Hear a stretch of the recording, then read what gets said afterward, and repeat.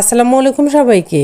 অন্য ব্যক্তির স্বামী বা স্ত্রীকে দেখে যারা আফসোস করেন, হাই হতাশ করেন যে আমি হয়তো বিয়ে করে ভুল করেছি, তারা শুনে রাখেন, আল্লাহ যদি আপনার জন্য ওই ব্যক্তিকে ভালো মনে করতেন, অবশ্যই তাকে আপনার জীবনে দান করতেন। আপনি হয়তো দূর থেকে দেখে তাকে অনেক বড় কিছু মনে করছেন, অথবা মনে করছেন অনেক মানসিক শান্তি পেতাম, সুখী হতাম ওই ব্যক্তিকে বিয়ে করার মাধ্যমে। কিন্তু আপনি জানেন কি, আপনার জন্য যেটা ভালো, আপনার জন্য যেটা যোগ্য, আল্লাহ তাআলা আপনাকে ওই ব্যক্তিকেই আপনার জীবনসঙ্গী হিসেবে বানিয়েছেন। তবে হ্যাঁ, কিছু ক্ষেত্রে ব্যতিক্রম হতে পারে। তবে আল্লাহ তাআলা আপনাকে যাকে দান করেছেন তা নিয়ামত হিসেবে গ্রহণ করেন, আদর যত্ন করে ভালোবেসে সুন্দর জীবনযাপন করেন, অল্প দিনের দুনিয়াটা কাটিয়ে দেন। মনে রাখবেন, চাঁদকে দূর থেকে দেখতে অনেক সুন্দর মনে হয়, কিন্তু যখন কাছে যাবেন দেখবেন চাঁদের ভিতর বালিকণা ছাড়া আর কিছুই নেই।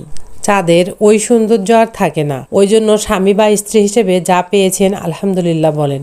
এ সম্পর্কে রাসূলুল্লাহ সাল্লাল্লাহু আলাইহি সাল্লাম বলেছেন, স্ত্রীর উপর সন্তুষ্ট থেকে যদি কোনো স্বামী জীবন পার করে দিতে পারে, গুনায় না জড়ায়, নিজেকে হেফাজত করে, তাহলে ওই স্বামীর জন্য আল্লাহ তাআলা জান্নাতে অজস্র নিয়ামত রেখে দিয়েছেন।